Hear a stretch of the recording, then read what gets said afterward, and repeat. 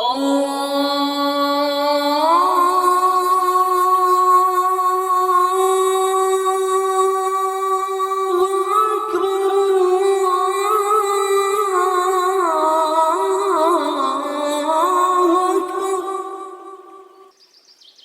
ایمان والو، جب جمعے کے دن نماز کے لیے پکارا جائے تو اللہ کے ذکر کی طرف لپکو اور خرید و فروخت چھوڑ دو، یہ تمہارے لیے بہتر ہے اگر تم سمجھو۔ محترم سامعین و ناظرین کرام، آپ سن رہے ہیں خطبات حرمین سے انتخاب۔ خطبہ جمعہ، امام مسجد الحرام فضیلت الشیخ ڈاکٹر یاسر بن راشد دوسری حافظہ اللہ تعالی۔ عنوان: حج کی فضیلت اور مسلمانوں کی زندگی پر اس کا اثر۔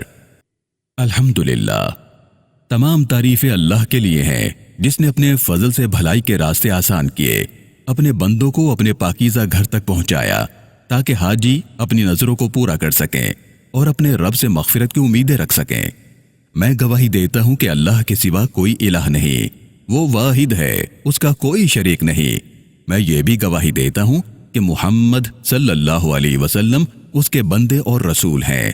اللہ آپ صلی اللہ علیہ وسلم پر، آپ صلی اللہ علیہ وسلم کے آل اور اصحاب پر اور قیامت تک نیکی کے ساتھ ان کی پیروی کرنے والوں پر رحمت نازل فرمائے۔ بعد ازاں، اے لوگو، میں اپنے آپ کو اور آپ سب کو اللہ سے ڈرنے کی نصیحت کرتا ہوں، کیونکہ تقوی بہترین زاد راہ ہے اور روز قیامت کے لیے بہترین انجام کا ذریعہ ہے۔ اللہ سے ہر وقت ڈرتے رہو، اس کے قرآن میں نازل کردہ فرمان حق کو یاد رکھو۔ فرمایا، اللہ صرف متقی لوگوں سے قبول فرماتا ہے۔ اے مسلمانوں، اہل اسلام کے عظیم ترین بہاروں میں سے ایک بہار ختم ہو چکی ہے۔ حج کے ایام اور اس کے عظیم شاعر بھی اختتام پذیر ہو چکے ہیں۔ حاجیوں نے بہترین طریقے پر یہ دن گزارے، مشاعر مقدسہ میں خشوع و خضوع کے ساتھ قیام کیا، اپنے ہاتھوں کو اٹھا کر رب العالمین سے دعائیں مانگی اور اپنے گناہوں اور خطاؤں سے پاک ہو گئے۔ تو مبارک ہو انہیں اس تکمیل عبادت پر، مبارک ہو انہیں اللہ کے فضل و انعام پر۔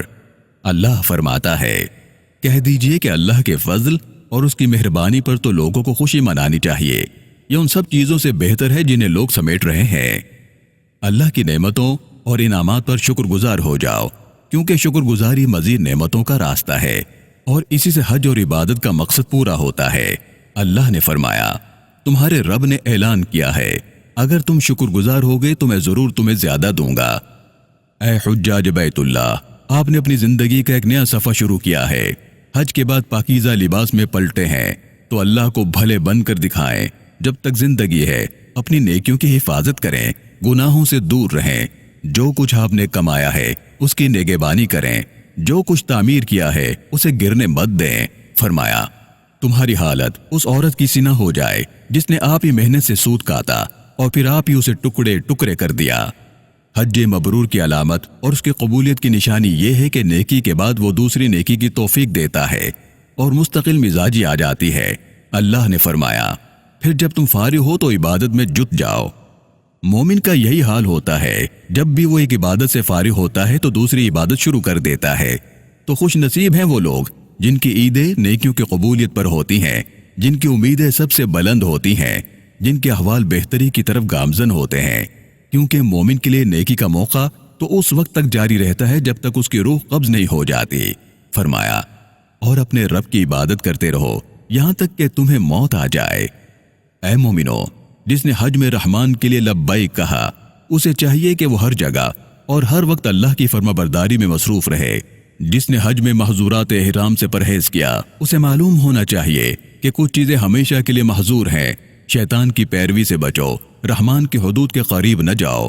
رسول اللہ صلی اللہ علیہ وسلم نے فرمایا، سنو، ہر بادشاہ کا ایک محفوظ علاقہ ہوتا ہے اور اللہ کا محفوظ علاقہ اس کے حرام کام ہے۔ اللہ کے بندو، اللہ تعالیٰ مجھے اور آپ کو قرآن و سنت کی برکتوں سے نوازے، ان میں آنے والی آیات و حکمت سے فائدہ پہنچائے۔ جو کچھ آپ نے سنا میں اسی پر اکتفا کرتا ہوں۔ اللہ سے اپنے لیے اور آپ کے لیے معافی مانگتا ہوں، آپ بھی اسی سے معافی مانگو، بے شک وہ بہت معاف کرنے والا اور رحم فرمانے والا ہے۔ دوسرا خطبہ۔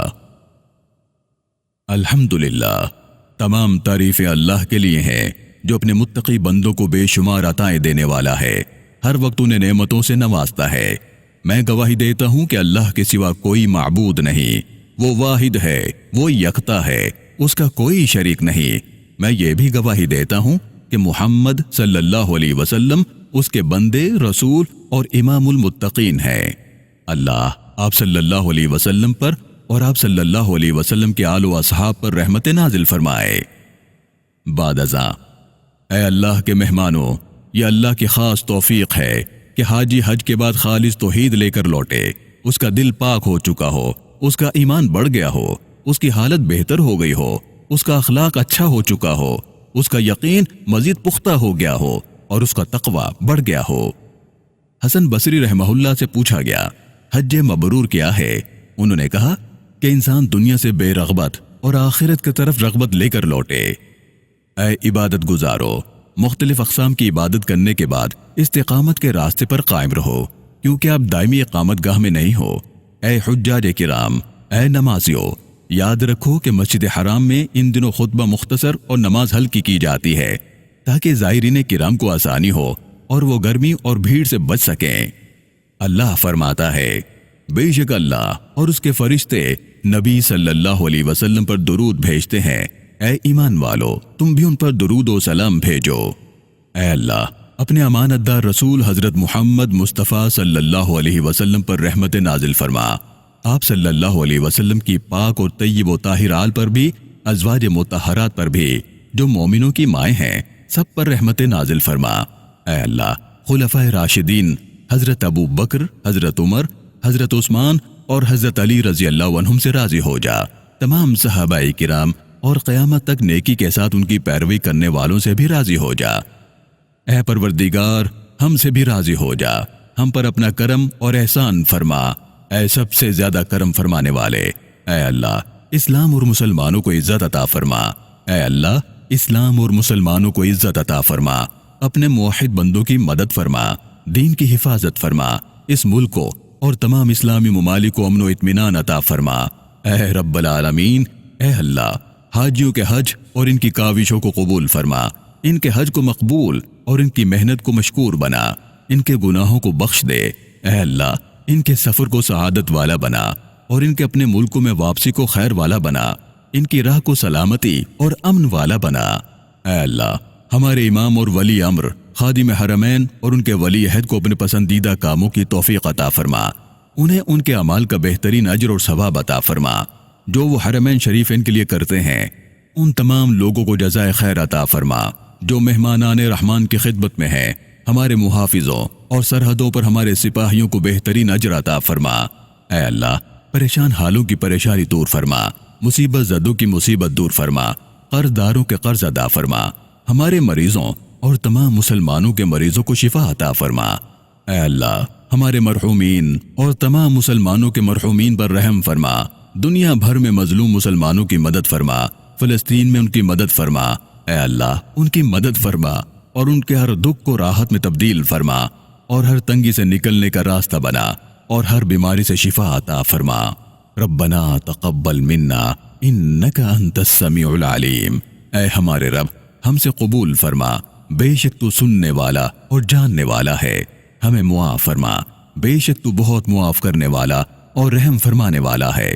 ہم پر رحم فرما، بے شک تو بہت معاف کرنے والا اور رحم فرمانے والا ہے۔